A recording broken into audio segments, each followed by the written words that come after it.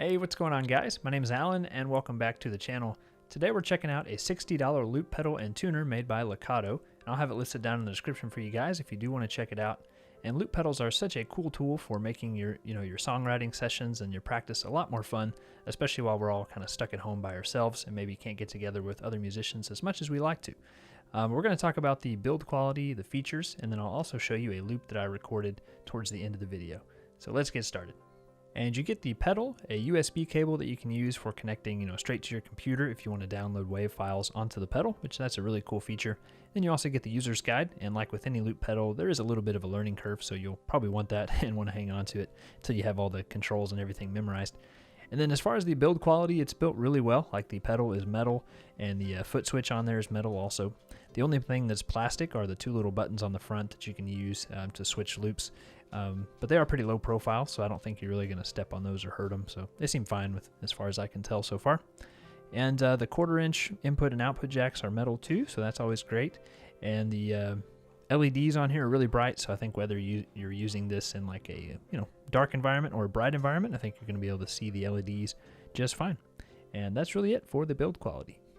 And next, let's talk about the features, and I think we'll start with talking about the tuner on here. So to activate the tuner, you just hit the two buttons on the front at the same time, and the tuner is really nice and accurate, and like I said, it has bright LEDs, so you can see it really well. Don't have too much to say about it, works just fine. And then to go over all the loop functions and everything, so if you hit the foot switch one time, it's going to start recording your loop, and if you hold it, that's going to delete your loop, and then if you press it twice, it'll stop your playback. Yeah, so if you want to stop it from playing, you just hit the foot switch 2 times. I had to kind of think about that for a second. And like I said, you can also download loops straight onto the pedal if you want to, WAV files. So that's really cool. If you have something that you recorded in your DAW and you want to get it onto your loop pedal, you can do that. So really cool. And as far as recording time and everything, I think it records up to 40 minutes, it says, but a single loop can only be 9 minutes long. But you can have up to 40 minutes of music on there, basically. And you can record up to 9 layers, so really cool. Usually whenever I record loops, I don't do any more than maybe 3 or 4 at the most, so being able to do 9, that's pretty cool. And that's really it for the features. I'm going to go ahead and talk about some cons because this pedal isn't perfect. I think anytime you're getting a budget pedal, the companies have to make some compromises to keep the price down, so we'll just kind of go over what some of those compromises are. The first thing that I don't like is that you can't do everything with your feet, so if you want to change loops, you do have to reach down there and touch the pedal, or if you want to turn on the tuner, you also have to reach down there and touch those 2 buttons since they aren't big enough to hit with your feet. Another thing, it doesn't come with a 9-volt power adapter, so if you do want to power this, you're going to have to either buy a 9-volt power adapter, or if you already have one on your pedal board or something, you can just plug it straight in, won't be a big deal.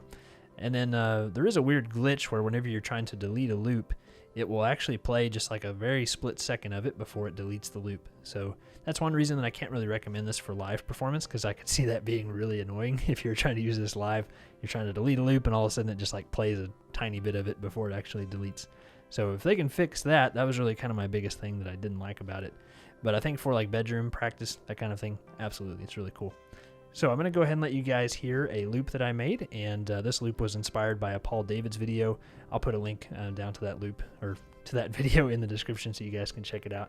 But I hope you enjoy the loop.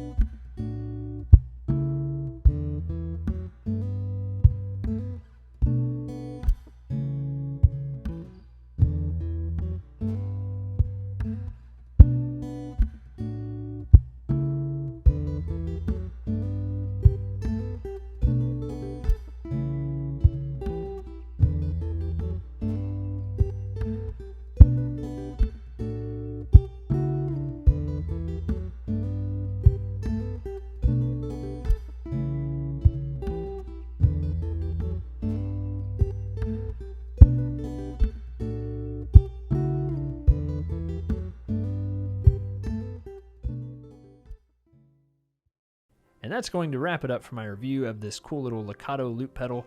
And I do think for the price, it's pretty awesome. Really great for bedroom practice or jam sessions or even kind of hashing out song ideas. Like I said, though, I think if you're wanting to get something for live performance, definitely go with a higher end pedal with a little more features and reliability.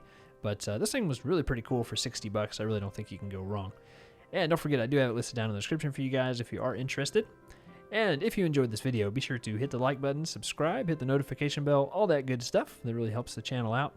And I think we're kind of almost back on a regular routine here where I can get videos cranked out on a regular basis for you guys again. So thanks again for watching, and I'll see you in the next one.